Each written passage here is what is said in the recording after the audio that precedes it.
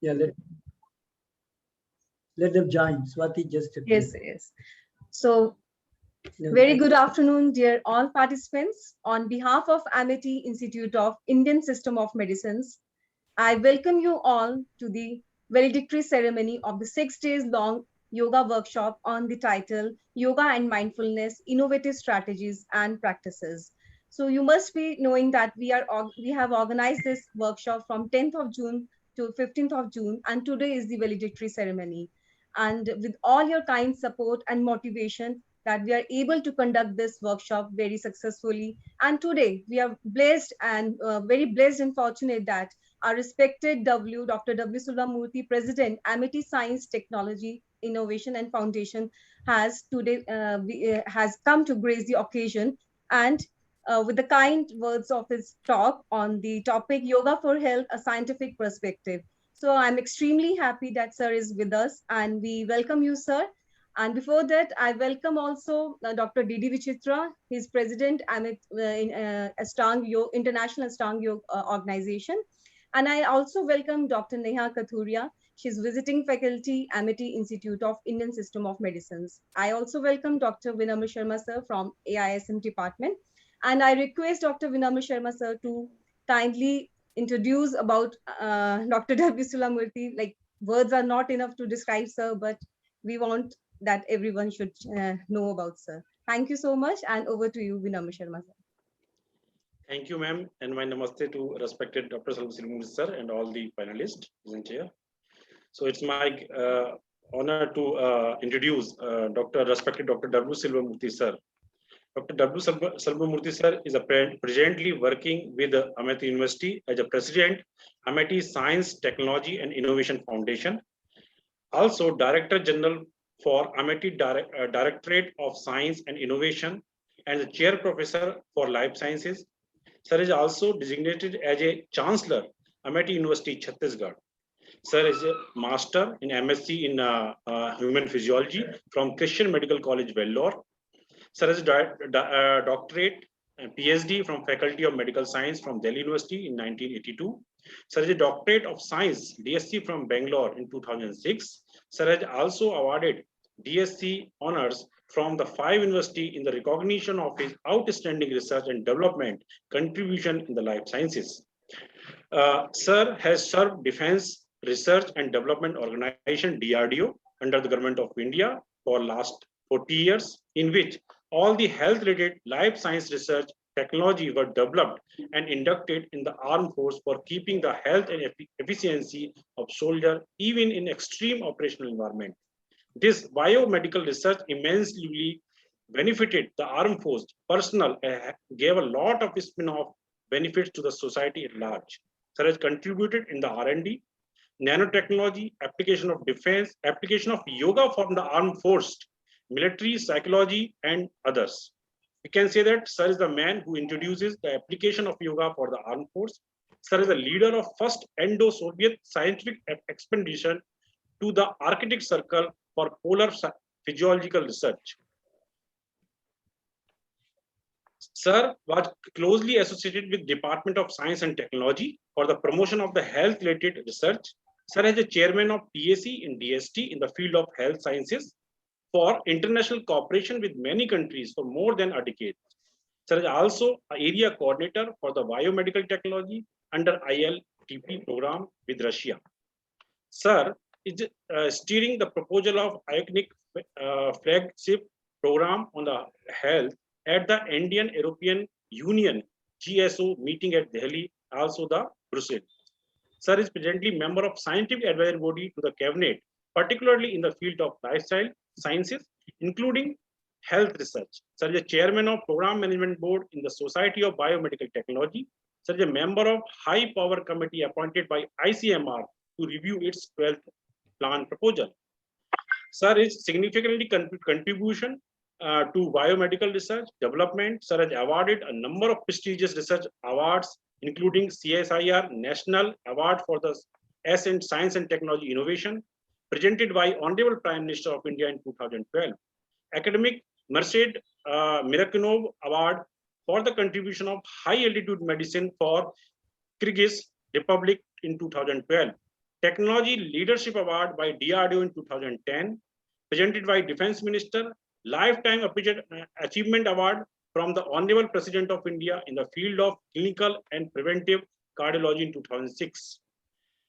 With this, I think words are very less to say about Speaker Sir. So I request Dr. Salwar sir, please proceed the session with your kind word and the blessings. And definitely the audience and the participant will be benefited with the research insights of yoga for the health perspectives. Sir, over to you, sir. Thank you. Thank you, Dr. Vinamra Sharma. Can you hear me now properly? Yes, sir. Yes, sir. Thank you. Very good afternoon to all those participants who have joined us today on the last day of the 5-day celebration, which Amity Institute of Indian Systems of Medicine have organized to commemorate the International Day of Yoga, which is going to be celebrated on 21st of June. So I'm happy to see Dr. Vichitra. You know, he has been associated with Amity. He has been coming as guest speakers, visiting faculties, and also to see Dr. Neha Katuria. And she is also a visiting faculty with us. My compliments to both Dr. Swati Madan, Dr. Vinamra Sharma, for having taken this initiative to organize the 5-day program from 10th to 15th. Today is the last day. And regularly, I have been seeing some of the program. So they have taken meticulous care to see the initial yoga practice, demonstrations, then the lectures, meticulously organized.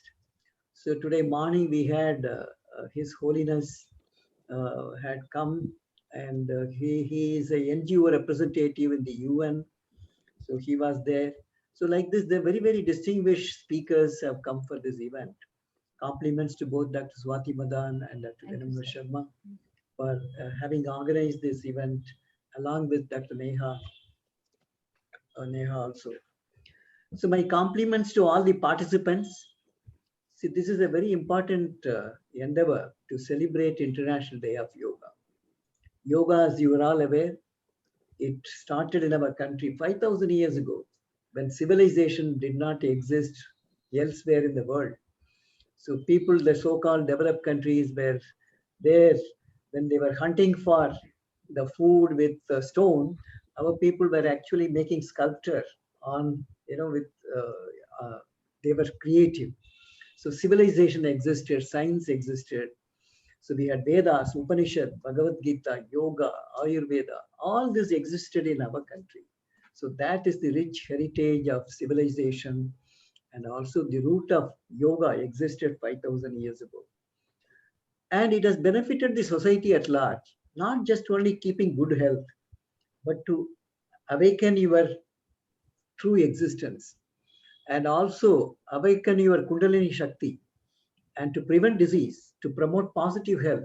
So all these are the beneficial effects of yoga. So having known all this and having established so many centers, more than 300 centers in our country exist on yoga. And with all this, India has become a lighthouse for yoga, yogic science. And Honorable Prime Minister Shri Narendra Modi ji has now taken yoga to global level by making United Nations celebrate this day, 21st June, which is going to be celebrated on 21st June, which is the longest day. You know, if you count the number of hours of the day, it's the longest day. So they have chosen rightly where the light will be there all the time, most of the time, particularly if you go to Russia and also Scandinavian countries, the sun doesn't set there. So the 21st June has been selected very rightly, appropriately to celebrate the International Day of Yoga.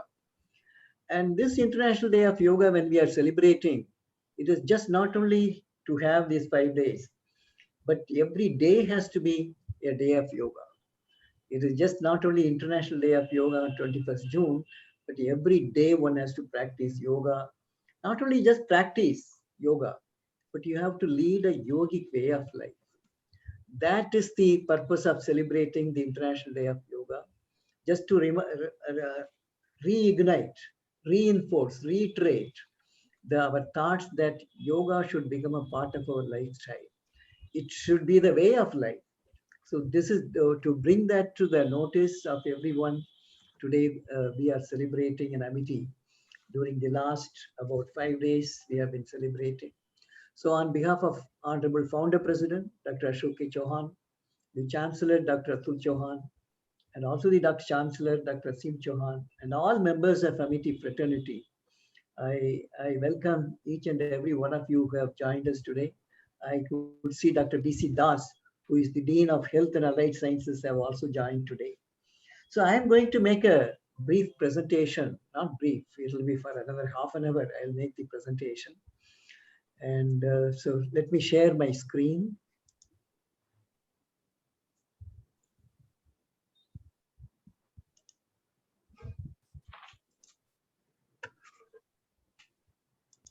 So do you see the slides? Yes, sir. Thank you. Thank you. Yes, sir, it is visible, sir. So I'm going to look at the scientific perspectives, because everyone says yoga is good for health and it is for holistic health. Why do we say holistic health? Because health, we exist, human existence is there in 3 levels. Stula Sharir, Sukshma Sharir, and Karana Sharir. There are 3 levels of your existence. Stula, your physical body, we exist, and there is life. I am talking, I'm seeing, I'm hearing, and so all this, so I am alive. So this is the physical existence. But if I do a Kirlian photography, or if I do a IR thermography, I would find another layer which is subtle, which I am not able to see with naked eye. So then there is a Sukshma Sharira. You exist at subtle level. Then there is also Karana Sharir. Karana Sharir means that I am here today at this point of time to interact with some 40 people today who have shown interest and who is undergoing this 5 days program. So there is a purposeful existence. So this is the 3 levels. And yoga, if one has to be healthy, there has to be a union between all these 3 layers. That is Stula Sharir, Sukshma Sharir, and Karana Sharir. And then health is just not absence of disease. It is, you have to be at the best of your ability. That is yoga. So how do we give that? How do you give that ability to you to be the best of yourself, which is health? And what is the scientific perspective? If yoga is helpful to ensure good health for everyone, how does it work? This is what I'm going to deliberate with you in the next 30 minutes. So congratulations, Dr. Swati, Dr. Venambar, and also Vichitra has been part of us, and also Neha, who is helping us under the guidance of Dr. B.C. Das. So this founder president is a great proponent of Indian systems of medicine, be it Ayurveda, Siddha, Unani, homeopathy, and yoga. And he also practices yoga. Many of you may not know, and he practices particularly pranayam, Ujjayi pranayam, Anolam Vilom, and also the Bastrika and Kapalpati. So these are the 4 key practices. And he is the one who initiated, why not we look for establishing a Amity Institute of Indian Systems of Medicine. So there we are. So today, last 3 years, we have started many programs, the value-added course, then we have foundation course, along with Moraji Desai National Institute of Yoga. Then we also started BSc Honors in Yoga, MSc in Yoga, and now we are going to start PhD in Yoga. So slowly this institute is being expanded, grown under these 4 people whom I see in the screen along with Dr. Neha and under the guidance of Dr. B.C. Das. So this institute is doing well, but we have a lot of plans. We have to do a lot more to make this Indian systems of medicine grow. So we are looking for people who can just join hands in this mission. Now the COVID-19 has brought in unprecedented challenges in our lifetime. At least in my life, 72 years, I have not seen such a situation, even though we heard about SARS, MERS, but this one, this COVID-19 is really brought in unprecedented challenges in our life. So it almost brought us to stand still during the first lockdown, everything came to almost zero, standstill. And so then everybody started working from home, and everybody got into sensory deprivation, isolation, monotony, separation from family, fear of the unknown, whether I'll get the disease or not, working from home. These are all new experiences. So we were put into a lot of physical, mental, physiological stress by this COVID-19. And it led to a lot of mental health problem challenges as well, like depression, anxiety, sleeplessness, insomnia, lot of challenges. So fear of contracting the disease, whether when you see the death of your neighbor in your society or in your close to your flat or house, and do you think, will I have the same end? So like that, you start fearing about contracting the disease. And also, working from home is not very easy, because you will have to look at the home front as well and then work front as well. How do you balance it? And if you have children, you have to look after the children, look after the husband. If ladies are there, they have to work. Two types of roles. One is as a homemaker, the other side is the employee in an organization. So all this brought in unprecedented challenges. And for children, school going children, sitting in front of a laptop like this or from a device for 2 hours, 3 hours continuously is a big challenge. Children used to just play around, walk around, talk to people, but they have to be quietly looking at the screen and then interacting. So all these were challenges. So how did yoga help? There are many instances in which I have heard, and also there are documentary evidences which Morarji Desai National Institute of Yoga, Ministry of Ayush have collected. Those people who practiced yoga, and either they were protected or even if they contracted the disease, it went very mild. It helped them to save from hospitalization or even death. So this is a documented data which the Ministry of Ayush has collected, how the Ayush system, including yoga, have helped. So expanded work area, because today there in the work, your department, your workplace, but today you have to work from everywhere. So expanded work through your digital platform. So all this I already mentioned. Now, with all this, yoga now today has become a global system where not only in India, but across the globe, it has become very popular. And when you go to West, when you go to East, everywhere now yoga is being practiced by many, many countries. And this is thanks to Honorable Prime Minister and the United Nations accepting the Indian proposal to celebrate 21st June as the International Day of Yoga. And here we are. And we must propagate this in a big way across the globe. So now coming to the topic, yoga for the health, that is the topic, and looking at scientific perspectives. And most of you would have already heard in the last 5 years, so I'm not going to do that, repeat the same thing. But yoga, when you say, it includes many things, like meditation is part of yoga, dhyan, yama, niyama, asana, pranayama, pratyahara, dharana, dhyana, samadhi. Dhyana is meditation. Then mantra has always been there, whether Om recital or Gayatri mantra recital, everything precedes. So mantra has been part of yoga. And then Ayurveda, earlier it is believed that Ayurveda and yoga were together as Ayur Yoga. Then Ayurveda separated and yoga separated as two different disciplines, bifurcating from Ayur Yoga. But then the main aim is giving the good health to the life. It's a life, and the health science is Ayurveda, Ayur Yoga. So this yoga, now I will focus on yoga. Started 5,000 years ago. And there are, this I have already mentioned, yama niyama. See, in yoga, as I said, it is just not only asanas, pranayama, meditation. There are many disciplines. What is the type of diet you should eat and how you should eat, being conscious of that eating process. And then what is the discipline you have to obtain, you have to maintain in your lifestyle. Yamas, niyamas, what you should not do, what you should do. Then the asanas, just the postural exercises which will discipline your physical part of it, musculoskeletal, neuromuscular, everything is activated by asanas.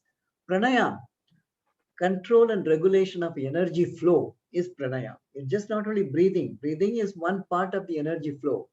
So pranayam is the control and regulation of energy flow. And pratyahar, control over your sense. Panchapudas, how do you bring a control over this? Dharna and dhyana is meditation, samadhi, ultimate salvation. So it has got Ashtanga yoga, has got 8 different limbs. And the yogic practice, as I said, the starting point is the good health, the physical, mental, and spiritual well-being, which is health. So this is the first benefit one one gets because of yogic lifestyle, yogic practice, is that good health. Because that is necessary for further achievement. If you have to achieve many things in life, first you should have a good health. Then only you can achieve education, you can be productive in your occupation, and then successful and happy in your life. So that's the first part. Then comes spiritual evolution. The next level, if you continue to do yoga, besides the health, it awakens your kundalini. It gives a spiritual awakening, and then the spiritual evolution. You elevate yourself spiritually. That is the next benefit. Third is you achieve higher level of consciousness. You from the human consciousness, you become the higher level of consciousness you achieve. Ultimately, the salvation, the moksha. So that is the various benefits you can achieve. The first is good health. Now there are various sects of yoga, like karma yoga, action, skill in action. Whatever you do, you don't expect the fruits of it, but excel in the action itself. So that is yoga. Skill in action is yoga, karma yoga. Bhakti yoga, you surrender yourself and sing the glory of God, surrender to the Almighty, Bhakti yoga. Jnana yoga is understanding the spiritual knowledge, seeking the spiritual knowledge. Thereby you achieve the moksha ultimate aim. Hatha yoga, the physical part of it, emphasis more on physical. Then tantric yoga, kundalini yoga, raja yoga. Raja yoga is supposed to be the highest, where you directly connect with the higher supreme energy level or the supreme being. So it is believed, Dr. Jardin says, we are not human beings who have come to this world to have spiritual experience. We are actually spiritual beings who have come to this world to have human experience. Just think like this. We are not this body. We are not this mind. We are actually Atma. We are actual Atma, which is now in this body playing this role today. And so that is how, if you imagine, then you need to nourish yourself at 3 levels. One is the physical level, where the soul resides. Then mental level, where buddhi, man, buddhi, sanskar. These 3 are components of Atma. So this buddhi, then comes the sanskars. Ultimately the soul carries that only when it goes to the next janma. So the Raja Yoga helps to connect with that. So imagine that you are a spiritual being who has come to the world for human experience. Then you need to nourish the spiritual level of existence. So yogic practice actually helps you to realize this. Nourish your physical level, keeping the good health, and mental level, having good thoughts, acquiring the jnana, and then ultimately spiritual existence is also nourished. So that is yoga. Now you need to understand 2 philosophies or 2 concepts if you have to understand the yogic philosophy. The first is you exist at 3 levels: Sthula Sharir, Sukshma Sharir, Karana Sharir, that I have already mentioned. Then even the Sthula Sharir exists at 5 levels: Annamaya Kosh, Pranamaya Kosh, Manomaya Kosh, Vijnanamaya Kosh, Anandamaya Kosh. These are the 5 different layers. So yoga, to maintain the good health, it brings the harmony between all these layers of physical existence, Sthula Sharir, and also between Sthula Sharir and Sukshma Sharir and Karana Sharir. So that is how yoga brings all the benefit which I mentioned. Now I am going to focus on three important aspects where we have scientific evidence. So now it is evidence-based, the presentation in which experiments have been carried out based on which I am claiming, and we are claiming, scientists, practitioners, and therapists of yoga claims yoga is prophylactic. That means it can prevent disease. Yoga is promotive.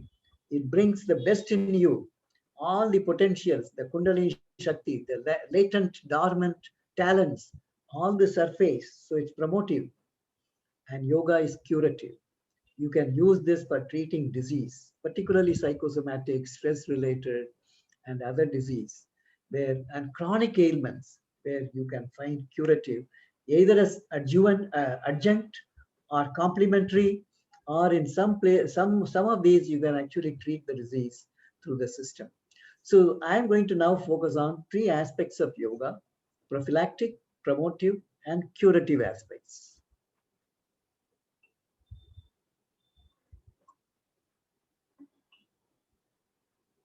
Let us look at prophylactic aspects.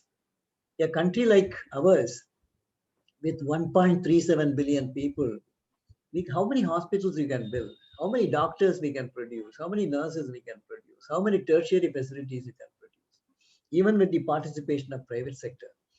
So you need to focus on prevention of the disease rather than looking at treatment and curative aspects in the health system.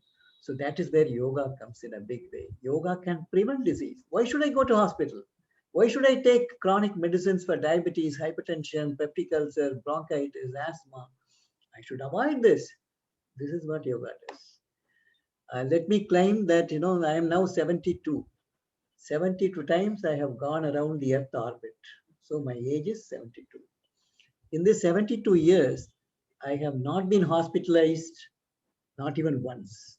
This, you can see all my record in DRDO. So just I'm claiming that, it gives me good health because of yoga. I will say main reason for my good health is yoga. Even during COVID-19, even though I contracted COVID-19, I came out. Many people suffered, hospitalized, but I was not hospitalized. I could manage at home with pranayam. So yoga can help you in good health. So this is my own experiential learning. And then I will tell about promotive aspects. You name any disease, you can attribute the 5 causative factors, etiological factors. You name any disease, whether communicable, non-communicable disease, you can attribute to any one of them. First is lack of exercise. Our body, if you see our ancestors, they were living in jungles, mountains, caves, facing the vagaries of the climate, running from the predatory animals, hunting for the food. This is how the body was evolved. But with our modern living, our body undergoes disuse atrophy. Supposing I put a bandage today, there's a fracture. So I put a bandage. After 2 months, I remove the bandage. This hand will be very weak, very weak. So you do physiotherapy to regain. Why? I didn't use this hand. My hand was restricted and I didn't use this. So it underwent disuse atrophy. Same thing happens to our body. The body which was meant to be tough physically as in our evolution, now it undergoes disuse atrophy because of lack of exercise. The modern living, one of the major risk factors to health is lack of exercise. The second factor is dichotomy between body and mind. Today, all of us had lunch. How many of you really focus? If I ask you, what did you have for lunch? What did I have lunch? What did I have lunch? So you may not know even what you ate because you would have been seeing your mobile phone. Your food is, your mind is in mobile phone operation. Your food is going physically. Your hand is pushing the food inside. So there is a dichotomy between what the mind does, what the body does. So the lunch has gone in, so your acid is secreted. In the stomach, hydrochloric acid is secreted. But when you see your chapati, when you see your sabji, flavor, immediately saliva will be secreted. Even before you ate, before you ate the food, the saliva would have been secreted. And that saliva will go and then neutralize the acid released, which is highly acidic, hydrochloric acid in stomach. So you need to send adequate quantity of saliva. Suppose you see a phone, oh, my relative got COVID, and then throw, what kind of saliva will secrete? So this is what happens. This is what is the dichotomy between body and mind. That can cause many diseases: acidity, peptic ulcer, irritable bowel syndrome, dyspepsia, constipation. All this will happen just by this one simple example of dichotomy between mind and body, which can cause disease. So this is the second factor for disease. Third is stress. So in all our way of life, I see my grandchildren studying for school exam, my granddaughter. So children are in stress now. And then when I see the executives in the office, when you see the way they have to meet the demand in the office, deadlines are there, and they have to do it within this whole day and night. They work with time pressure. They work stress for executives. A soldier sitting there in Siachen, facing the vagaries of hypoxia, the high altitude conditions, cold, sensory deprivation, separation from family, fear of the unknown, whether the bullet will come tomorrow to hit me. All this is impinging. So a soldier is under stress. So like this, everyone, all of us, academicians, scientists, everyone is in different kinds of stress. So stress is the third factor, which is a risk factor for health. Then the fourth is pollution. We are, air pollution, water pollution, soil pollution, food contamination. Everything can cause disease, including cancer can result from this pollution. So pollution is the fourth factor. Fifth factor is infection. Today, COVID-19 is infection. And like this, there are many communicable diseases: virus, bacteria, fungus, toxins. These are all can cause disease. So infection is the fifth factor. So yoga is prophylactic, preventive against all the five factors. How? First factor is lack of exercise. Yoga is total exercise: physical, physiological, psychological exercise. For the whole system is exercise. And it removes toxins. Your pranayama, it clears off all your oxygen debt, which your system might have undergone. And it removes lactic acid, pyruvic acid, toxins, everything is removed. So it is physiological exercise. So not only physical exercise, physiological, psychological exercise, because your mind is involved. So concentration, simple concentration, psychological aspects. So it is total exercise, holistic exercise, taking care of the first factor. Second factor is dichotomy between mind and body. In yoga, if you say that just you have to do a Paschimottanasana, you raise and then touch your toes. When you do this, your mind is fully involved and conscious of that movement, nothing else. I'm not thinking about, oh, it is 320, 340. So like that, I'm not thinking. So my mind is involved, totally involved, union with that physical movement. Mind is involved in that process. Then only it is yoga. If you just move your hand and it is acrobatic, some movement. But your movement is, you are conscious, completely conscious of the movement, then it is yoga. So that is what is emphasized. If you are breathing, then you are instructed to feel the air going inside. Not just you think something else and then push the air inside, outside. You have to be conscious of the air going inside, filling the lungs, energy flowing out. You should visualize. Then it is yoga. So this is what is the harmony between mind and body. It removes the disharmony between mind and body. So if I just drink water, I feel the water in my tongue, in my esophagus, in my ultimately reaching out to the alimentary system. That is yoga. So yoga is just not only that physical exercise or asana you did. Yoga has to be a way of life. So it brings harmony between mind and body, taking care of the second factor. Third factor is stress. Stress management is very simple. The sloka is only three slokas. One is normalize your perception, optimize your reaction, release the stress as quickly as possible. That is all stress management. Normalize your perception. That means everything we expect something to happen, it doesn't happen the way we want, we are stressed. So expectation is one. Then the other one is we think that we can achieve anything and we want rewards every time. So everything when you do, then it becomes so karma yoga. Always say, focus on your action. Do it with your 100% potential involvement. And so then leave the fruits to the other factors. There are many extraneous factors besides the action which you have done. Your own sanskars which you have brought, your own karmic account you have brought, which you have accumulated over the janmas which you have come. That will also influence your results. What action you have done, the results will be determined by that. So there are many extraneous factors. So do your action perfectly, then the result is only a consequence. If you do good karmas, good actions, good results will follow you. You don't have to chase that. You don't have to worry about it. If not today, tomorrow, day after, it will happen. So yogic practice gives that attitude of normalizing your perception. You accept people as they are. You accept situations as they are. You accept whatever happens to you as it happens, and you own the responsibility to yourself. So this philosophy comes. So it normalizes your perception, which is the starting point for your reaction. Anything, stress response, if you don't perceive it as a stress, no more stress. So perception is the first part.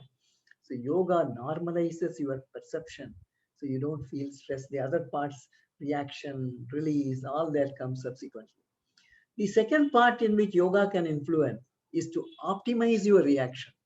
It doesn't allow an exaggerated arousal. Say, like, for example, you don't shoot up your sympathetic response or sympathoadrenal response.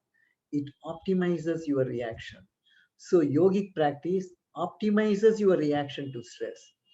Instead of your heart rate shooting from 70 to about 150, it just keeps from 70 to 90. So this is what is yoga does. It optimizes your reaction to stress, both physical, behavioral, psychological reaction to stress. Third way of stress management is release the stress as quickly as possible. This is how the yoga works.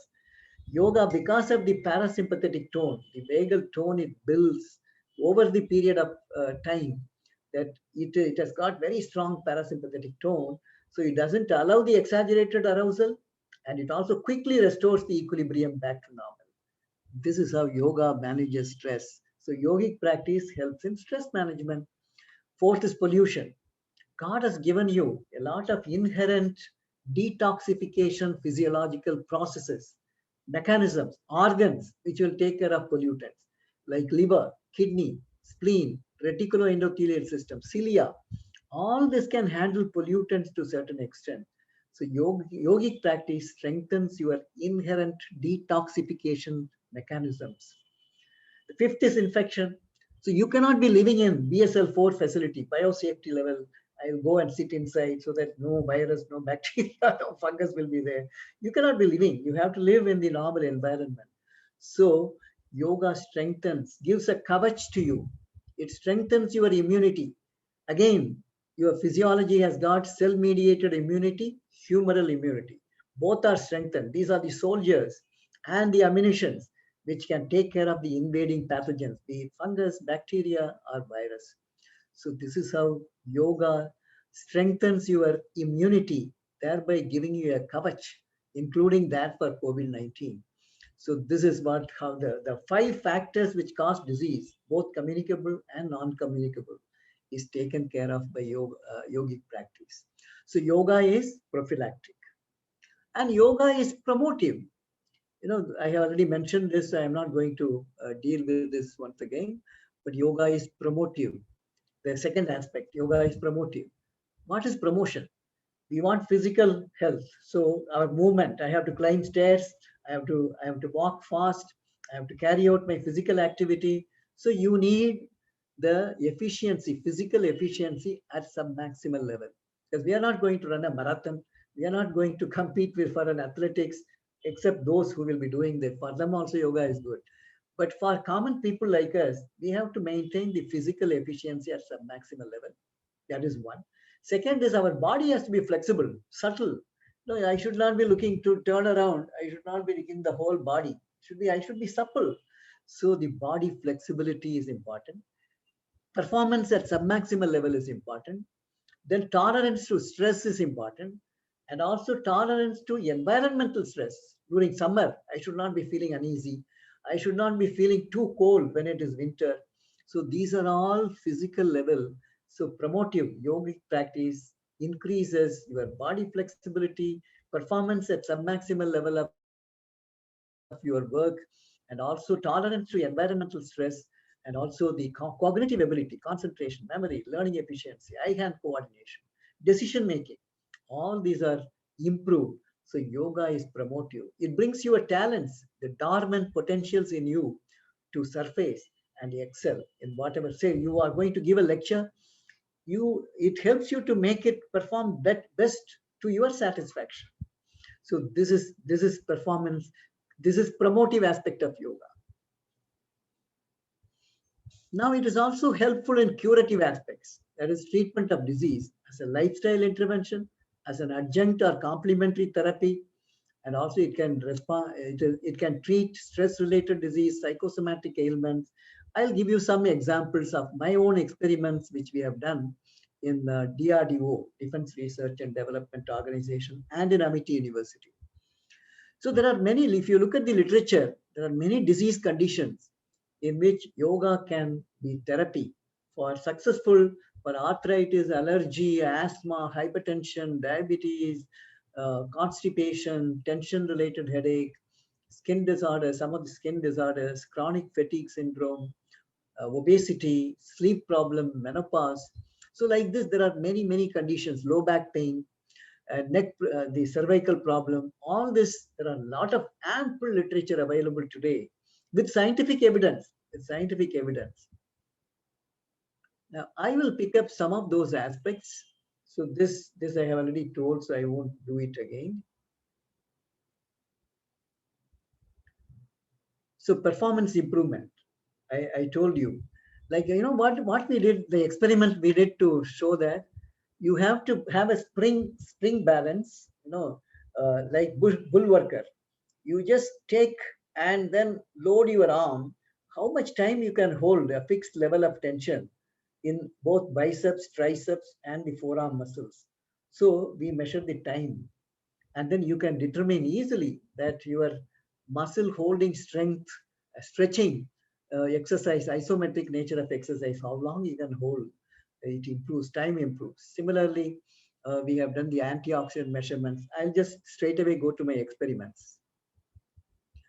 And meditation is a part of yoga, and there are many literature available, transcendental meditation, and also vipassana meditation, yogic meditation, and even in meditation so many things are there. And Om is the mantra which is recited, and which is not having only spiritual connotations, but it has also got tremendous beneficial effects, which is evaluated by Dr. Joel Stein.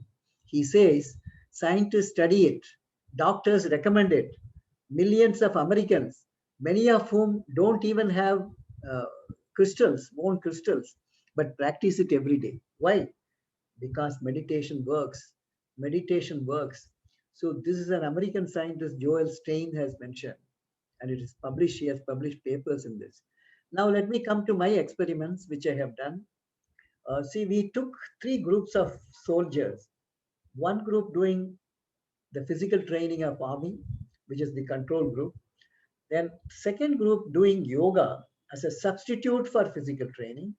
Third group is physical training and yoga. That means morning yoga and evening physical exercise, games, sports, and others. So it's a combination. There are 3 groups.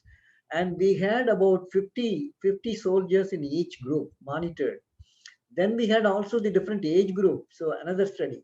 So we have done in young age group, middle age group, older age group, and then ultimately shown the prophylactic, promotive, and curative potentials. These are some of the asanas.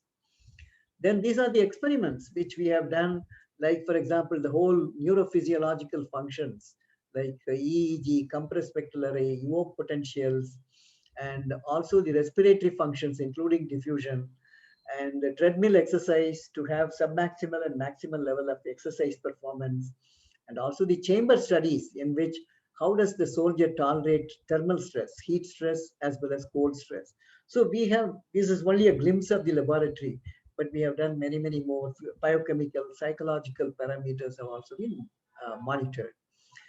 Then they started yoga, and then during 6 months, every month we monitor them. How are these three groups are progressing? So I'll show the two groups which I have shown here. The control group, which is here, where the heart rate during the 6-month period remains almost the same. But whereas heart rate in the yoga group, you see here, it reduces during the 6 months from it's a basal heart rate. And from, let's say, 68, it has come to 60. So which shows 1 minute, this heart of this particular experimental group, yoga practitioner, rests eight times. It beats only 60 times, whereas the physical training group performs 68 times. It pumps. So the wear and tear in the system in the yoga group will be less. That is why your aging will be delayed. Physiological as well as the physical aging will also be delayed because you are conserving energy. So this is what is the message from this. It builds the parasympathetic tone, which I mentioned, sympathetic, parasympathetic. So it builds the cooling system of the body, the parasympathetic body. That is how all the functions, physiological functions, come to the lower side of the normal range, giving the conservation of energy as well as giving a greater buffer for reaction during stress. And similarly, we're breathing, which is the next slide on the right hand side, where this is the control group, and this is the experimental group where the rate becomes slower, but the depth, that is tidal volume, becomes more. So the minute ventilation is improved, not by the rate increase, but by increasing the depth of ventilation. So respiration becomes rhythmic, deep, and thereby economical in terms of energy utilization. This is what the second slide shows. Now the next slide, I have focused on the sympathetic parasympathetic, which will indicate the heart rate variability spectrum. So you will see the high frequency before lifestyle intervention, including yoga, was like this. You see the shift in the band here, which has gone to right side. That means higher frequency, and you will see the power increasing in the higher frequency, indicating buildup of parasympathetic tone during 6 months of the practice of yoga. Similarly, we measured the alpha index of EEG. Alpha index of EEG will indicate the mental tranquility, which I'll show you in the next slide, a representative slide, in which this is the EEG pattern before a person started yoga. After 6 months, you see the alpha waves was like this at that time, 6 months before. After 6 months, see the alpha index preponderance of alpha waves. Similarly, beta waves were more before they started this yogic induction of yoga training. Now, after 6 months, you see beta waves are reduced, alpha increased, beta reduced, theta waves also increase. So this is what is the indications that yoga brings mental tranquility. Then we also did functional MRI, magnetic resonance imaging, which will indicate the metabolic functions of the brain. In the people who practice Raja Yoga meditation for more than 10 years, they have been doing regularly Raja Yoga meditations. They are actually the dadis of Brahma Kumaris, where we found something unique, both at the occipital level and at the prefrontal level. This is prefrontal and occipital level. There was activation. That means even with eyes open, they are able to achieve that higher level of consciousness. And also the prefrontal activation indicates their decision-making process, and the higher nervous function activities is much higher in these meditative practitioners as compared to the non-meditative practitioners. So are the control group. So this is again decision making. How do we make decision? We collect information, data, knowledge, synthesize our knowledge, and that is influenced by likes, dislikes, prejudices, noise. All this is going to influence your decision making. But if your decision making has to be perfect, you should go to the subconscious level where the actual decision lies there. You need to only see that. So how does it yoga helps yogic practice? It subdues all your noise. So signal comes up. Signal to noise ratio is improved. So how does it happen? There is in the brainstem, there is ascending reticular activating system, which will act like a filter. It will just close. The filter will close for all noise. So the signal will automatically emerge. You don't have to look for decision. Decision just emerges because you subdue all your noises, which normally brings disturbance in decision making and sometimes leading to wrong decision making. This is how yoga helps in executives and others. Everyone takes decision at their own level.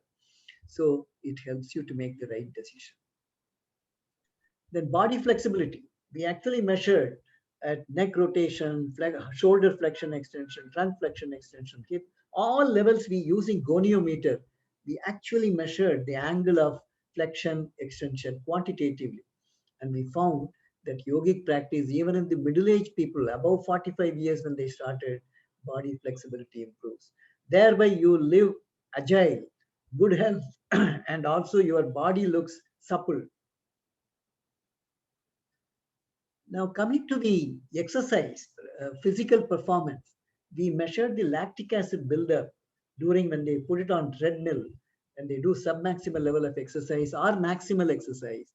You will find in control group, which is in the pink color, you see this, before yogic, no, they were not given yoga practice. This is initial and after 6 months. But here you see the red one is the initial, but in yoga practitioners, after 6 months of yoga training, there is a rightward shift of the curve of lactic acid buildup during exercise. What does it indicate? Because when you do exercise, the oxygen demand is not being met, energy demand is not being met with oxygen, aerobic level. It undergoes anaerobic metabolism, where you have buildup of lactic acid, pyruvic acid, all this will happen. So this rate of lactic acid, which I show in the blue color, during exercise is slower as compared to their initial, indicating that your onset of fatigue will be much later. The whole day you keep working, but you still at aerobic level. So your fatigue, you don't get fatigue, physical, mental fatigue will not occur. So thereby your success, improvement happens in your physical performance and mental performance as well. Then your biochemical profile indicated a relative hypometabolic state like blood glucose, cholesterol, lactic dehydrogenase, monoamine oxidase, dopamine beta hydroxylase. All this we measured and we showed a relative hypometabolic state. Then we put them in the cold chamber, the control group, that is physical training group, and yoga group. PT is physical training. So you find the oral temperature, the yoga group was able to maintain a higher core temperature. Even during 10-degree exposure with only shorts on for 2 hours, we put them in the cold chamber. But the yoga group was maintaining higher core temperature. How it can happen? Either by heat conservation or producing more heat for the dissipation of heat which is happening because of the gradients. Because outside is 10 degrees, your body is 37 degrees. So it's a big gradient. So you'll be losing heat. So one way of protecting the heat loss is by vasoconstriction. So we looked at the skin temperature. Skin temperature fall is the same in both control and experimental group. So it was not by heat conservation, but by heat production. And there are 2 methods of producing heat. One is by shivering, the other by non-shivering. So we looked at the electromyogram. We put EMG electrodes at the back of the muscles, which will shiver. When you shiver, these electromyographic activity will go up. So what we found, yoga group showed less shivering and they were able to produce higher energy by not by shivering, but by non-shivering metabolic thermogenesis. This is what yogis, when you go to mountains, they just put a put a linen and then walk. We put 3 layers, 4 layers, 5 layers, we still keep shivering. So yoga practitioners can produce heat not by shivering, but by non-shivering thermogenesis. This is what we found in our studies as well. Then we looked at the psychological functions like anxiety, depression. You see, initial 3 months, 6 months, the anxiety comes down, depression scores comes down, concentration level increases, vigilance, alertness of mind increases. So like this, psychophysiological functions also show improvement in the yoga practitioners. And in the glucose tolerance test, which will indicate protective effect against diabetogenic tendencies, this graph shows this is initial in yoga group. After 6 months of practice, the basal level itself comes down, and when you give a glucose load, the rise is minimized, and quickly it comes back to it handles the glucose very fast. So it protects against diabetic tendencies. Then the next thing we did hypertension. Everybody claims yoga is good for hypertension. It cures hypertension. But how? Many people didn't answer. So what we did, I took 40 of essential hypertensive patients, randomly divided them into two groups. One is a control group, which was put on a tilt table, a table which can be tilted 70-degree head up or 35-degree head down. So all that patient has to do is to lie down on the table, and the table is tilted 35-degree head down or 70-degree head up. Then in the yoga group, I selected asanas which will involve a postural tilt. Like for example, Bhujangasana, Dhanurasana, Surya Namaskar. All this involves head up tilt. When you do Ardha Halasana, Viparita Karmi, and also Sarvangasana, this is head down tilt. So I selected asanas which will have postural tilt, then compared both the group. So we found that the baroreflex, which is regulated by baroreceptors on the blood vessels supplying the brain, carotid arteries, that becomes sluggish in hypertensive patients. So when you do head down, head up tilt, head down, whole blood comes in the head and neck region. So it stretches the receptor. Then when you do head up tilt, the stretch is removed. So alternately stretching the receptors, removing the stretch, you are reactivating the sluggish baroreflex, which in turn corrects your catecholamines, renin-angiotensin system. So all this get corrected. Ultimately, the patient improves. So we showed the physiological mechanism underlying the beneficial effect of yoga in treatment of hypertension. Then last part is we did an experiment on coronary artery disease. This was done along with the Mount Abu Global Hospital Research Center with Brahmakumari Samaj, Brahmakumari Academy. Dr. Satish Gupta was the person, prime mover from their side, and the DRDO, DIPAS, DIPR laboratories. We worked together, and ultimately what we found that a holistic lifestyle, which include low-fat, high-fiber diet, aerobic exercise of regular walking for half an hour in the morning, half an hour in the evening, or 45 minutes. Then stress management through Raja Yoga. When we gave it to the patients, that they were able to show regression of coronary artery disease. Not just progression is being arrested, regression, actual plaques getting removed, collaterals being formed so that the ejection factor improves.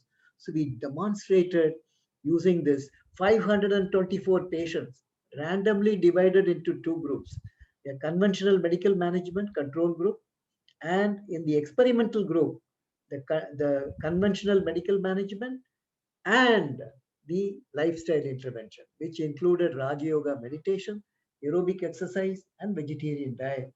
And we were able to demonstrate that the plaques get removed. So I won't go into the details of all the parameters, and a huge voluminous data were collected. Like you are showing the plasma catecholamines and also melatonin rhythmicity. And now I'll show some coronary angiograms. So this is the control group in which plaque was initially 52.58, but after 2 years, it became 72. So the disease was actually progressing. But whereas in the yoga group, where lifestyle was given, initial block was 78.85%. And it became, after 2 years of yoga lifestyle intervention, 47%. So very significant improvement. And these people did not go for a bypass or angioplasty, which was required. That they were able to control and also improve and cause regression. So like this, there are many people who have, we have many data. 89 became 41 after 2 years of lifestyle intervention, including yoga. And this is the hypothesis we set in. Now, finally, I will just skip these. And your whole quality of life improves. That happiness quotient goes up, hope quotient goes up significantly, very significantly in the patients as well as the normal people. Now, the message is, let us all propagate yoga across the society. School level, it should be made a regular curriculum. Even the National Education Policy 2020 is focusing on this holistic development, not just only mental development. We don't want to develop intellectual giants and spiritual pygmies. So we want a balanced development of our children. So that is where yoga has to become a part of our education, not only at colleges and universities, but at the school level itself.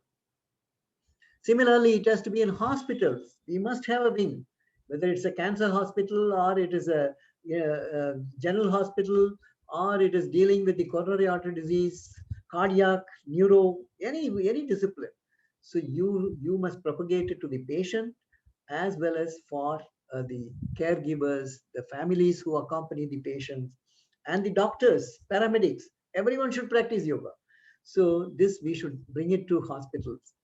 We must bring it to the executives at the corporate headquarters.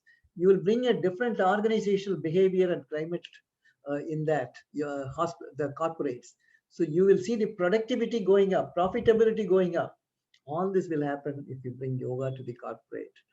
Now, we in Indian systems of medicine, Swati Madan and Vinambra Sharma, we have now started this yoga. We have yoga education, therapy, research. We have started, and we have a Long Islands of New York, 175 acres. Founder President Dr. Ashok K. Chauhan and the Chancellor Dr. Asim Chauhan have acquired this, and now we have established Amity Center, Amity Ayurveda Research Center there. So we are going to start, along with National Institute of Ayurveda, for a 30-hour program on Ayurvedic biology orientation.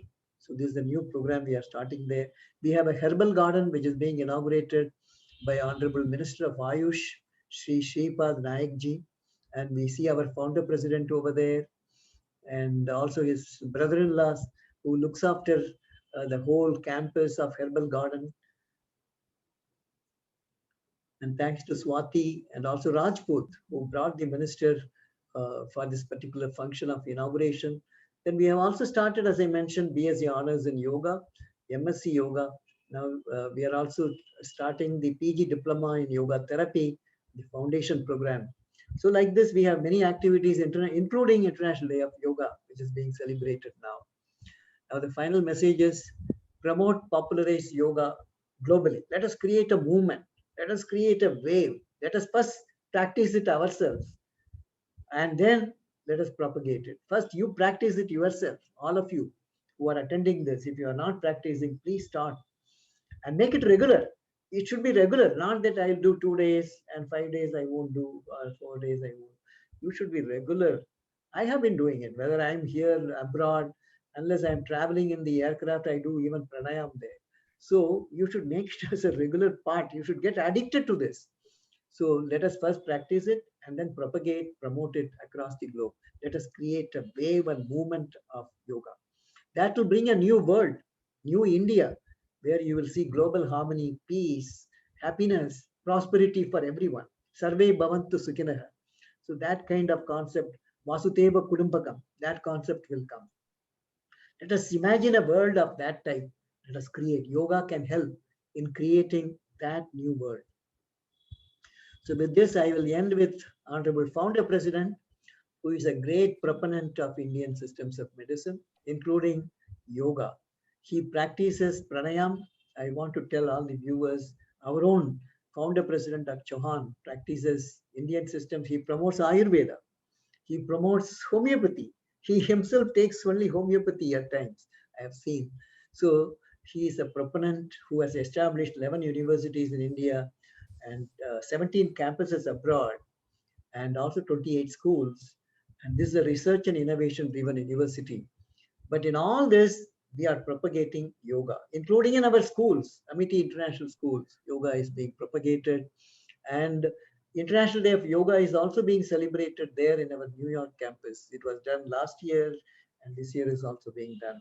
So this is how founder president Dr. Chauhan believes that we must transform India as a knowledge superpower and a general superpower, for which yoga can play a very important role.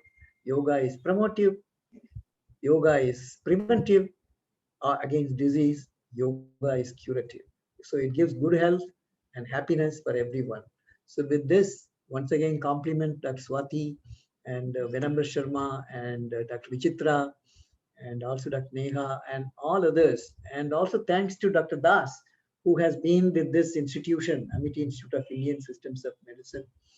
And we would request all the participants, so let us take a resolution and let us first practice it ourselves and let us propagate, promote it across the globe. Thank you very much.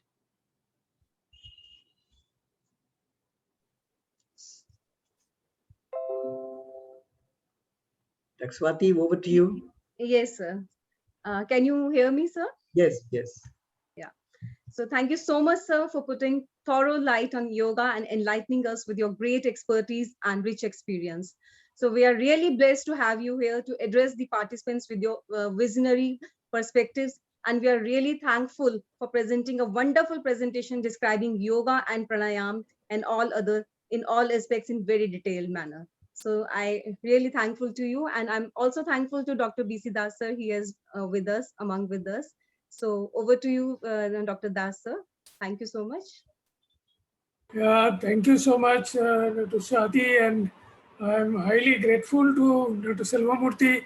So we have been working together, but I have not listened to his lecture on this in the yoga. But he has said many a times that his work we know partly, but then I listened to from the beginning to end. So there is a huge amount of data to support how the yoga and the other aspects of the yoga and the spiritual aspects and how it influences. And it is really the title of the talk justified that scientific perspective. So the yoga and its scientific perspective, he has shown from the point of view of all the scientific aspects or the health aspects, particularly the heart and other aspects, the lung function, heart function, mental function.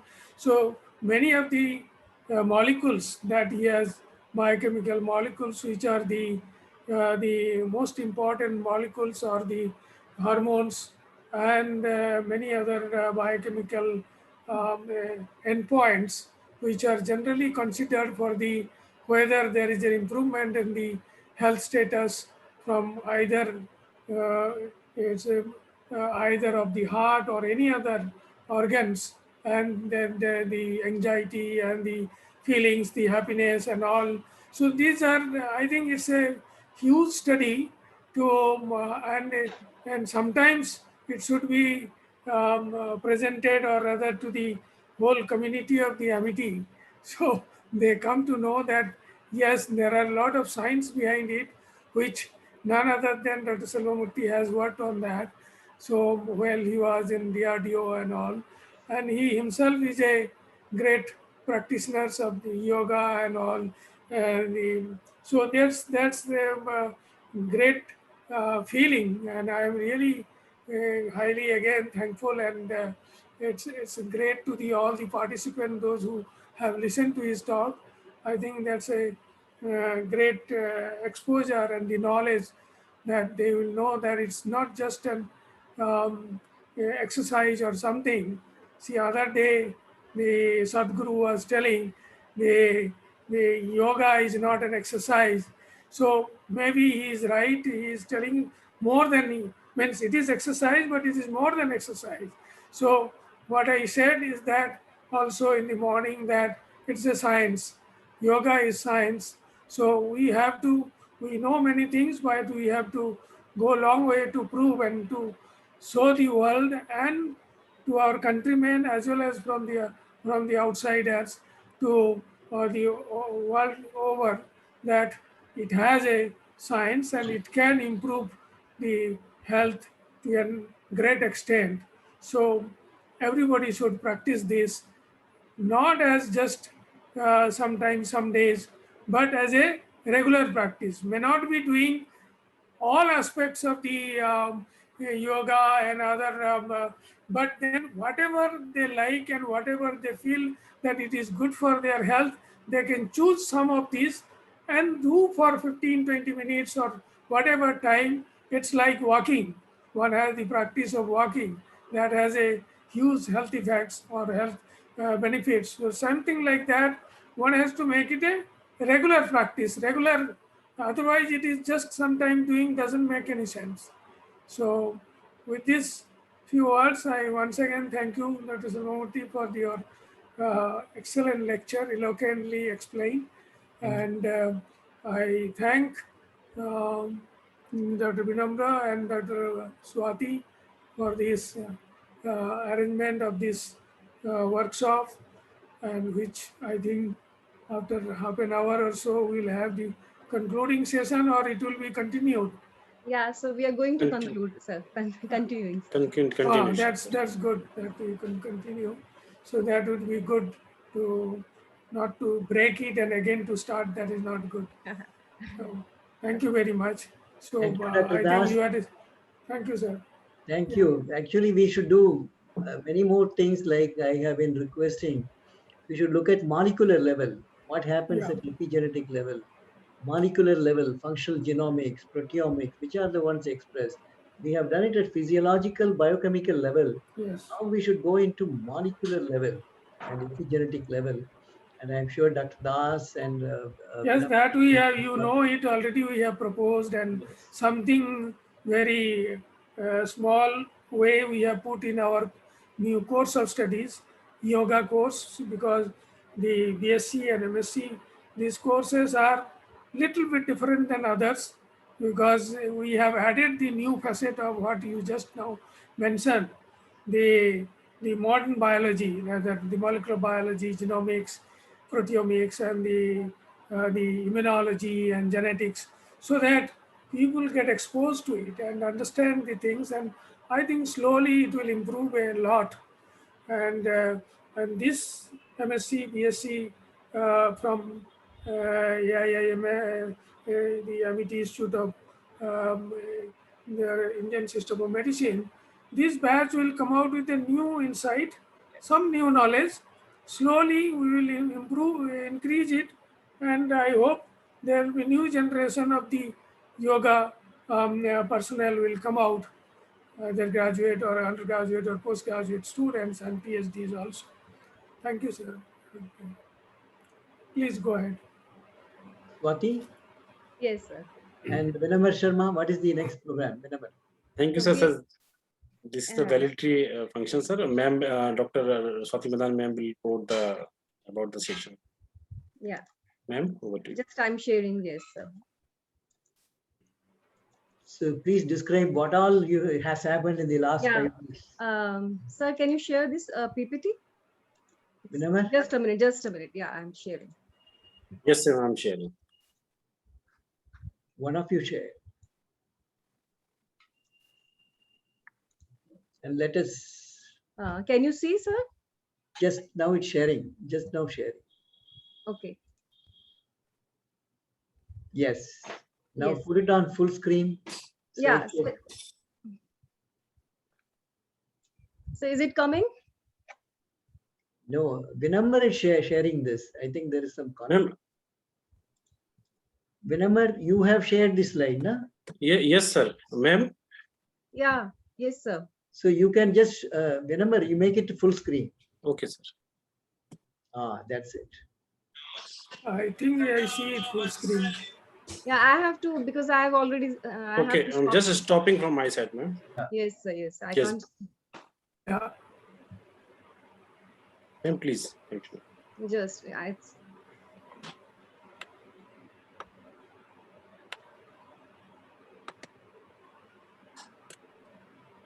so are you able to see?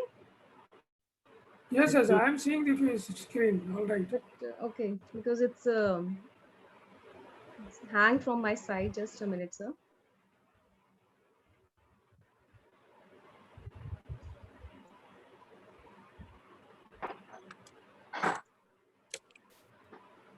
Remember, you are unshare. Stop sharing. Sir, I have unshared, sir. Okay. So Swati, now you have to share, and then first you minimize your presentation, then share, then open up that.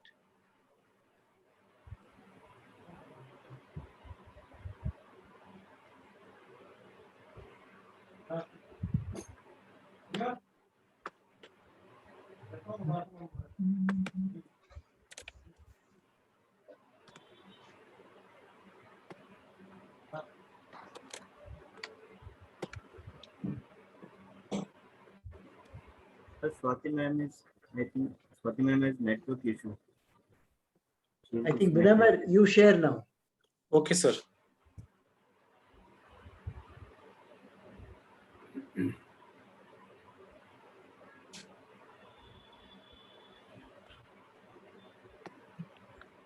Dr. Vichitra, in the meantime, would you like to say a few words?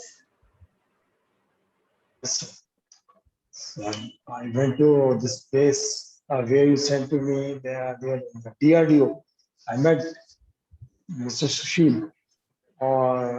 We have planned something for research work, and then because of your blessings, we just entertained me. थोड़ा थोड़ा उन्होंने एक एक छोटी छोटी चीज बताया जो मेरे को बहुत भाई और I want to do something with you and with DRDO. So I'm planning many things, but now they are not fruitful because of the COVID. I'm stuck over here. I'm writing book on pranayams, clinical therapeutic yoga, but it will take a very long time because deepness is there. Lot of deepness is there. Good. I'm practicing every day in the morning. I start at 4. Yes. Whatever is done by Dr. Vinamra and Dr. Swati, I've taken 2 sessions in this program. Right. So let us see what is the response of that sessions. Yeah. There's a new one away, and away from the books. We will Sorry, listen to you, sorry for Vichitra, after we finish this. I So want can to. I? Yes, sir. Sorry. Can I continue now? Yeah, the slides are on already. You only speak, and you Yes. say next slide. He will change. Okay. Thank you so much. So first of all, on behalf of Amity Institute of Indian System of Medicines, I congratulate each and every participants for, I will say a big thank to each and every participants who are in a part of this journey of yoga workshop from 10th June to 15th of June 2021. And the theme, next slide, sir. Theme of the yoga workshop is yoga and mindfulness, innovative strategies and practices. Next, please. So starting from the first day, sir, 10th of June, from 10 to 8 to 10 a.m. So the morning session was very beautifully described by Dr. Neha Jaina. She is among with us today right now as a panelist also. And she has explained all the participants about various yoga techniques, yoga asanas, pranayams, mudras, and bandhas. Followed by the next slide. Followed by the inaugural ceremony by our respected Dr. B.C. Das sir, Dean Allied Health Sciences. He inaugurated the workshop and blessed the participants with his word of wisdoms. Next. Then 11 to 12, the inaugural ceremony, the lecture was given by Ms. Seher Gherchalu, and she mainly emphasized on the meditation and informed that meditation is a part of yoga to be taken care for our soul. Next. Then day 1, 10th June, enlightening session was held at 3 to 5 p.m. with Dr. D.D. Vichitra. He's the president of International Ashtanga Yoga Organization. He demonstrated the yoga in a very practical way, told about various yogic kriyas, and he has described various meditation techniques and pranayam techniques for the prevention and management of COVID disease. So sir is with us also. And day 2 again with the 8 to 10 a.m. the practice session with Dr. Neha Jain. And I want to inform, like during during the last year, she has been continuing this yoga practice session also. And right now in Amity also 8 to 9 a.m. regularly she is delivering a very good lectures, very good practice sessions, yoga practice sessions. Next. Then day 2, 11 June, next lecture, motivational lecture given by renowned yoga teacher, Miss Richi Sharma. She described yoga mastery over the mind, and she emphasized to remain happy, not to take the stress. Next. Followed by the 3 to 5 p.m. again enlightenment session by Dr. Didi Vichitra sir, and explained the asanas in a practical way and put a light on bandhas and their types and their beneficial effects in health promotion. Then day 3 again 8 to 10, the yogic practice session by Dr. Neha Jain, followed by the 11 to 12 enlightenment session by Dr. Neha Kathuria. She's a homeopathic physician and yoga consultant, and she put a light on Ayurveda and told Ayurveda and yoga, they are interconnected. She described yoga in detail about the karmas, yoga like karma yoga, bhakti yoga, raj yoga, hatha yoga, and she added that yoga is journey for attainment of salvation. She's also with us here. Next. Day 3 to 5 p.m. next enlightenment session by Swami Bodhi Vartmanji, Dr. Manoj Rangar. He's the founder of Osho Multi Services. So he gave a lecture on Neo Yoga. So the art of relaxation. It was very entertaining and interactive session. He put a light on laughing pranayams and describing everything while laughing and creating humor. Next. Day 4, 13th June, 8 to 10, again, the practice yoga session by Dr. Neha Jain, followed by the 11 to 12 motivational lecture by, just next slide, very motivational lecture by Dr. Ishwar Bhardwaj, Dean Academic Affairs, Dev Sanskriti University, Haridwar. So he has given a lecture on yoga and value addition. During his lecture, he put a light on Manav Mulyas given by our saints, which are very essential in the present scenario. He added that we can make a good engineer, doctor, but he or she must follow the ethical practice too. Next. Followed by the day 4, 3 to 4 enlightenment session by Mr. Sachendra Badoni. He's a yoga trainer from Moraji Desai National Institute of Yoga. And he made the participants practice on various types of meditation, especially the musical meditation. So he clearly informed that while doing musical meditation, sound should be played very lightly to have proper concentration. Next. So followed by 4 to 5, a very eminent personality, Professor G.G. Sharma. He's the former chairman, Department of Yogic Studies, HP University. He conducted the session, gave a lecture on combating COVID-19 through yoga. So it was very enlightenment session. Professor G.D. Sharma, he put a light on issues related to the COVID-19 and told precautions as well as herbal medicines to protect ourselves from this dreadful disease. Day 5, again, the morning session was conducted very well by Dr. Neha Jain, and followed by the 11 to 12 motivational lecture by Dr. Rajput sir, the head of Department of Pharmaceutical Sciences, Gurukul Kangbi. And he has very well explained pharmacological insights of yoga through his presentation. He put a light on psychosocial drama due to which anxiety, fear, phobia, etc. we can overcome. Next. So day 5, 3 to 4 enlightenment session was given by Mr. Anil Aryaji. He's a yoga trainer at Moraji Desai National Institute of Yoga. He conducted the session and put the light on the importance of yoga and pranayam. So he demonstrated various yoga asanas and advised the participants to do pranayam on daily basis. And he's with us from last 2 years in AISM department. And followed by the motivational lecture by Dr. Vinamra Sharma sir. He's the assistant professor in our department, MIT Institute of Indian System of Medicines. And he gave a lecture on IPR entrepreneurship skills in yoga, which is a very important subject in the present scenario. So he informed about the intellectual property rights, which are given to the person of the creations of their mind for a certain period of time. So he explained the meaning, role, need for entrepreneurship in yoga, discover various business ideas that are viable for entrepreneurship, spiritual health, holistic health, disease prevention, and management. Next.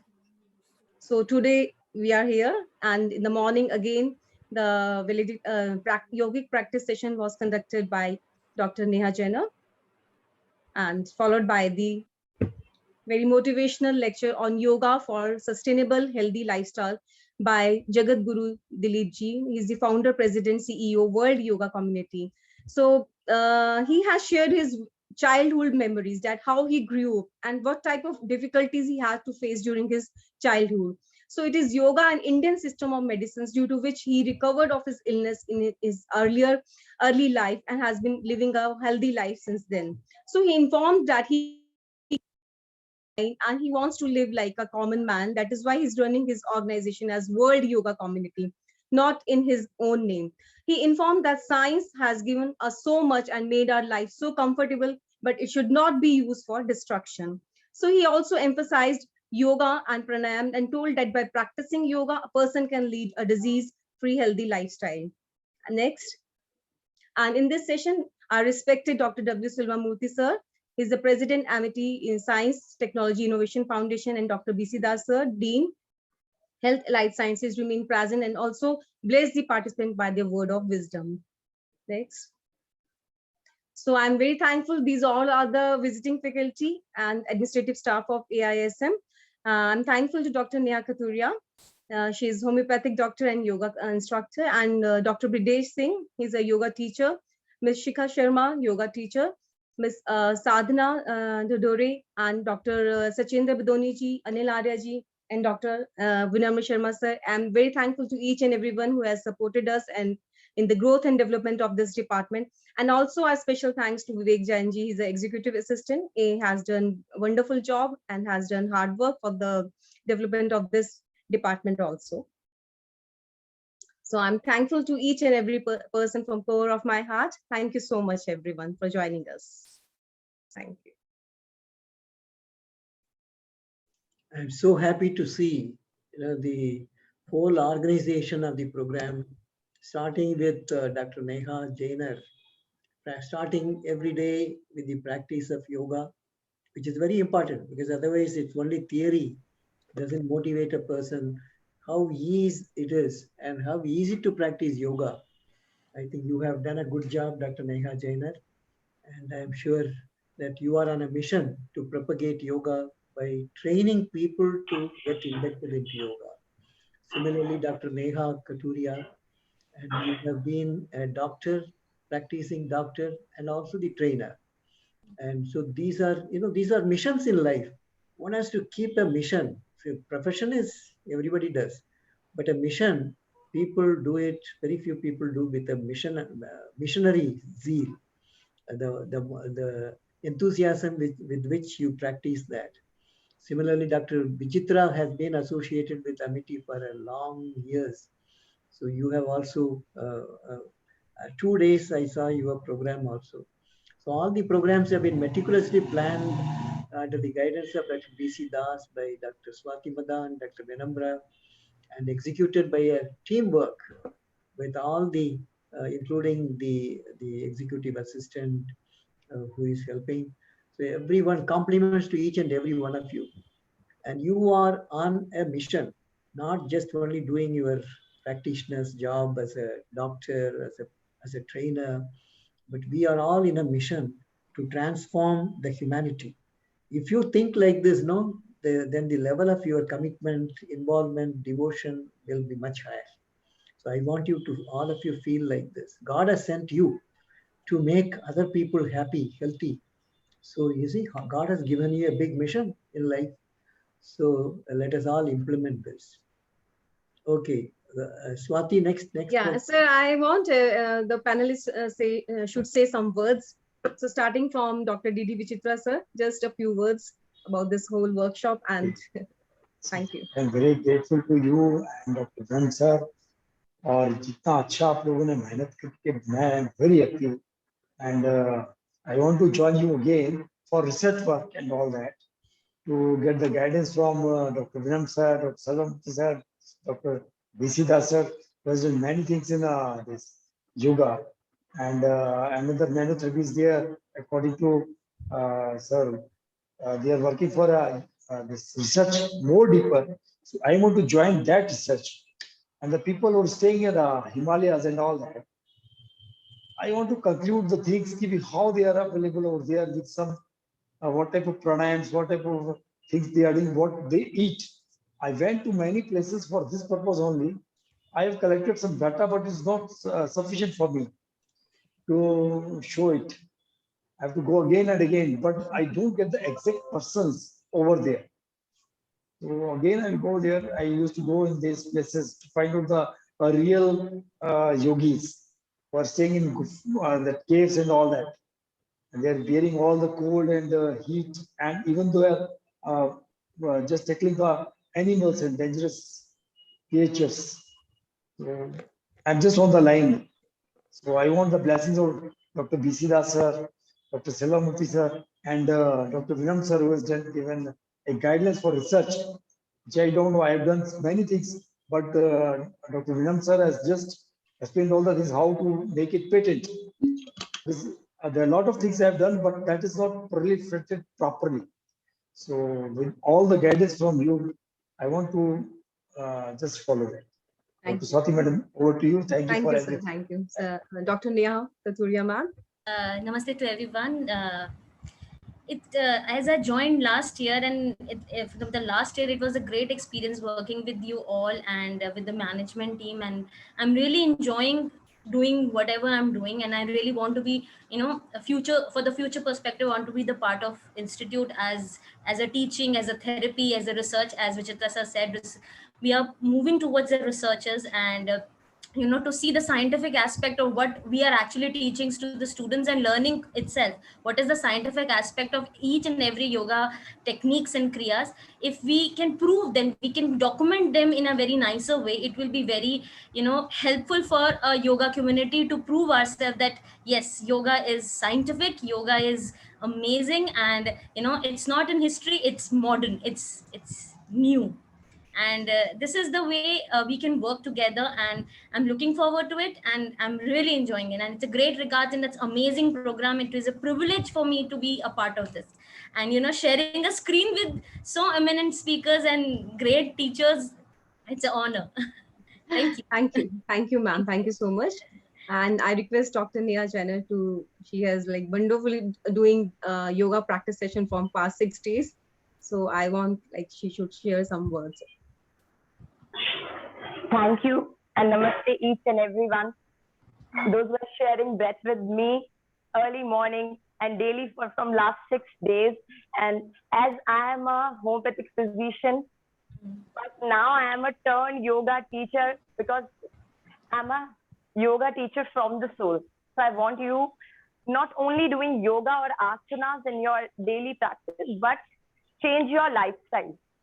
First, follow the yam and the niyamas. Not only go for the asanas or the pranayam. First, start with the yam, the niyam, then asanas, pranayam, pratyahara. Main is the pratyahara. Then go for the antarang. Yam, dharana, dhyan, and finally the meditation, the samadhi. So I want you to be daily practice yam and niyam also, not only asanas.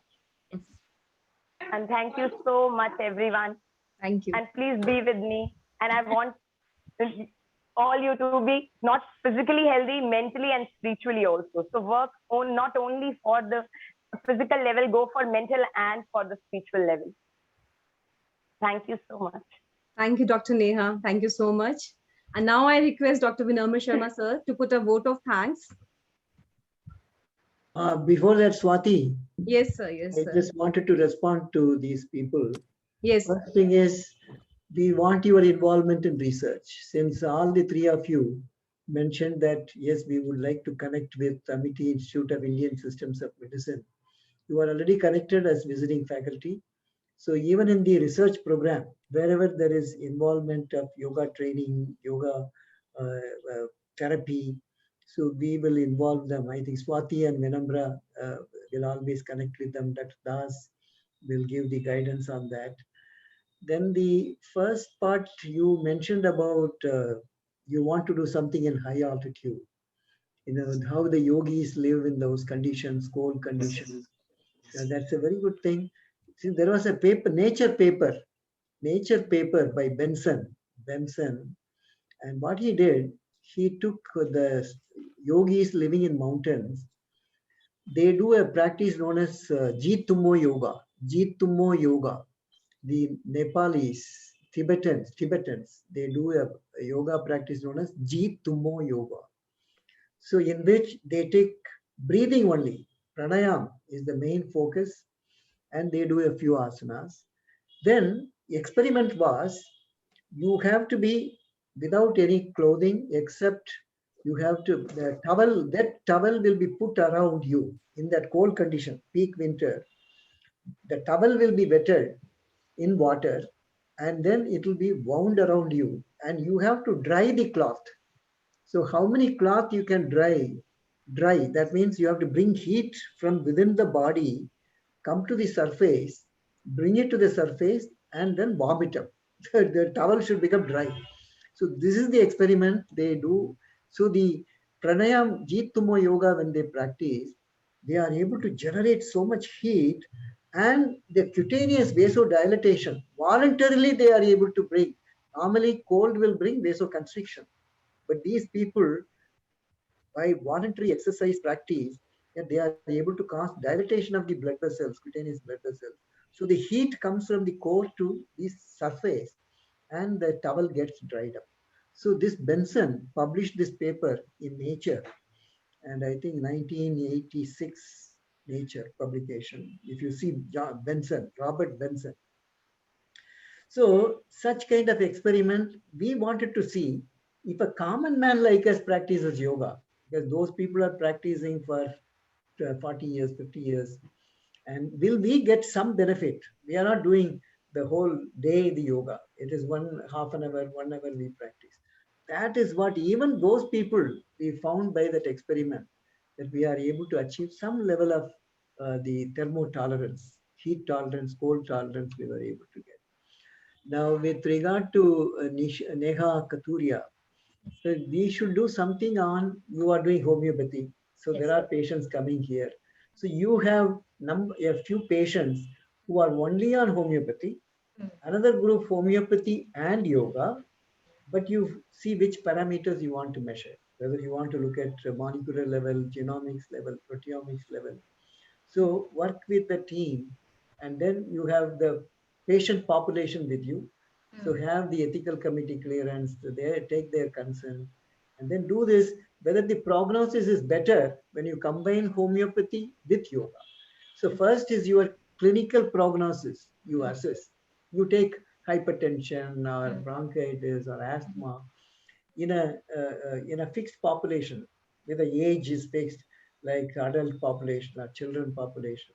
So like this, you plan. We can help you, guide you in planning these experiments. Similarly, Neha Jainer, you can do, you can be a part of the team which does this yoga, whether they do meticulously, these patients are doing meticulously. So we can make a big program combining all this either in therapy or in the prophylactic aspects or promotive aspects. Go to Ayush Ministry, or we can go to CCRON, Yoga and Naturopathy Council for Central Council for Yoga and Naturopathy, research in yoga and naturopathy. So, but there are many ways we can do that. But then you people sit together, formulate, take the guidance. Because what we do has to be something unique, which has not been done. So we should look at the rational, scientific rationale. If the patients with homeopathy and yoga gets a better benefit, why? How? So you should ask such questions and then understand the mechanism. Good. It was pleasure listening to all of you. Now, Das Sab, you can say a few words and then Vinambar can give the concluding remarks. So on behalf of Founder President, on behalf of Chancellors, Vice Chancellors, all members of Amity Fraternity, I compliment all those participants who have been attending this over a period of 5 days, 6 days, and all those resource persons who have helped us in this particular program, particularly Dr. Swati and Dr. Vinambar Sharma. Compliments to you.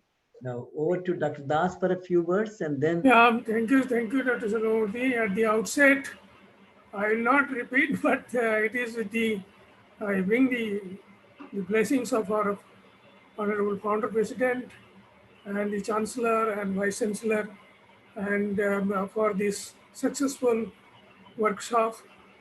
So first of all, I thank all the experts and trainers. I think I have attended the first day session quite long with Neha Jaina. So she is really fluent and very nice in demonstrating all the exercises that she showed. And because of the fact I remember my childhood school days, it was how many? It's a 50 years, more than 50, 55 years back, when I was in the fifth class, sixth class students in our school that time. After having the prayer, those who are interested to have their come into the hub pants, we used to go in the hub pants so that the nikah, and then they should be ready with the in the open field, means that is with the dust and everything. So grass and dust and all, you have to practice for 1 hour all the exercise or all the asanas. Particularly there are some 20 to 25 asanas. You have to, there was a trainer and you have to follow very strict rules, and I was very interested, I was very good, but I had only problem with the Sirsasana. But I used to do all the asanas perfect, and I still did till my 60, 65 years. I did many of the asanas. I could slowly, as the years advances, I have to leave many of the asanas, only some asanas, because I was very good in Mayurasana. But then you have to have the pressure on your own, that it may uh, crack your bone and all. So doctors advise you cannot do it. You should be very careful. So I have to, as they had advanced, and I have to leave many of the exercises. I do only a limited 3, 4 only, which is allowed and which is right for me. And so that's why I know, and you have done many of the exercises and all the yoga practices very nicely. And thank you so much. And all other experts also, I couldn't have the time to attend many of the experts, including Dr. Didi Vichitra. So, but others also, those who have taken lectures, what Dr. Swati has said, so they are really excellent experts in their field. And it is nice that you also called Rajput. I didn't know that he attended, otherwise I could have attended few minutes there. So thank you, and thank you all the faculty and those who are the adjunct faculties or those who are regular faculties. Of course, you both are there, and all others. I thank everybody, and it is nicely organized. It's a 5 days. I was little wondering in the first day itself how it will run for 5 days and where there will be really participants or not. There are because Binamra's mail was there that some students didn't come for the next session or something. So I was little worried, but nicely maintained and nicely did. And it was concluding day was excellent with the Guru, Jagat Guru, Dilip ji, and none other than Dr. Silvamurthy. So it's an excellent concluding lectures. Both are excellent lectures, and all others also. Thank you so much, and wish you all the best. And once again, thank you all for the all. Thank you, sir. Thank you so much, sir. So I also want to, Vivek Jain is here, and I want to thanks to him also, because being a very small department, he has worked so hard. So Vivek Jain ji, please open your camera. Especially, he has done so much, like continuously, he's doing so much efforts, hard work for the development of this. Certainly, thanks to Vivek. I have not met, perhaps. Did I meet? Thank you, sir. Sometimes he might have come along with you or something. I don't remember. So, Vivek ji, you can open your camera. We want to see you. Yeah.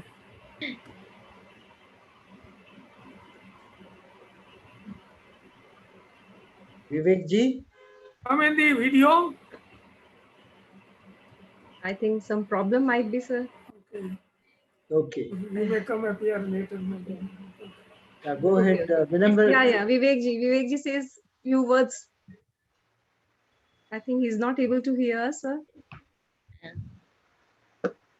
Vivekji, kindly unmute your mic. Yes, you can. Ma'am, there is some problem. But you are visible. Thank you. You have done wonderful Sir, job. there is some problem. Good afternoon to all present here. I am really grateful to give me this opportunity to speak. And sir, I thank to Dr. Swati ma'am and Dr. Vinamji for making this workshop highly meaningful and purposeful. In the present scenario, it is a need of hour. Thank you, sir. Thank you. Thank you very much. Thank you. Now I request, thank you, sir. Thank you, Dr. B.C. Das, sir, and Selvamurthy, sir. Thank you for blessing us. And now I request Dr. Vinamra Sharma, sir, to please put a vote of thanks for this valedictory ceremony. Thank you. Thank you, ma'am. Thank you, ma'am. At the outset, I first we are thankful for our honorable founder, sir, Dr. Seiko Chauhan, sir. With the blessing, his blessing is always with us, with our institute, and we are all are flourishing under his guidance. So first of all, I will thank our honorable founder, sir, Dr. Seiko Chauhan. So our esteemed force, honorable Chancellor, sir, Dr. Atul Chauhan, sir, we are also thankful. We are also thankful our honorable Vice Chancellor, ma'am. With her guidance, we are doing activities of our institutes. We are also thankful our respected Dr. Selvamurthy, sir, Dr. B.C. Das, sir. Sir are both sir are like a mentor for us and the backbone of our institutes. We are always in support and under the able guidance we are doing everything. We are also thankful Dr. Swati Madan ma'am, Assistant Director, and with this our active collaboration we are performing each and every activities of the institute. We are also thankful our stream force, our visiting faculties who are supporting and means giving the lectures and try to give that best of their knowledge to all the students. And we are thankful for all the eminent speakers and who has conducted the session since morning to Dr. Neha Jain since evening, Dr. D. Vichitra, and in between that motivation session by Dr. Neha Katuria, Professor Ishwar Bhardwaj sir, Dr. G.D. Sharma sir, Professor Skiratpur sir, Ms. Rishi Sharma, Ms. Sheher ma'am, and all the eminent speakers. I am heartily thankful. And I'm also thankful of our today's speaker, Dr. Guru Dilip Ji Maharaj, who has given the platform for our students of final year BSc. Our students are conducting their summer internship with his institute, with the bird yoga community, and it is for that 30 days. They are actively involved. Students are interactive, and they are getting the knowledge from that his organizations. And he has also blessed today. So, with the permission of Dr. W. Selvamurthy sir and Dr. B.C. Das sir, and Amity University is the partner for this 1 month events, which is organized by the Bird Yoga community for all 30 days. So this is our place, and we are thankful to them. We are also thankful to all the participants, all the eminent participants, all the respective participants, all the faculties who attended this valued course and workshop and giving their valuable remarks throughout the sessions, and they have submitted their response and they are asked questions and always interactive during the sessions. We are also thankful to students because we have know that since 18th of June they have the even semester end semester exam. Still they are giving their time, valuable time, a part of their continuous learning or studying. They are also attending this workshop along with their study. So we are also thankful to the students who are submitting the assessment form. They are attending the seminar. They are interactive with the eminent speakers. They are asking the questions. Really, we are thankful. We are thankful with our support, Mr. Vivek Jainji, who is always with us, and continuously they have prepared our report for us and the part of this. We are also thankful.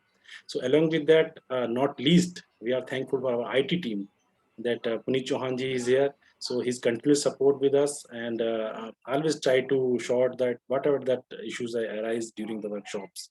So at the last, I can say that each and every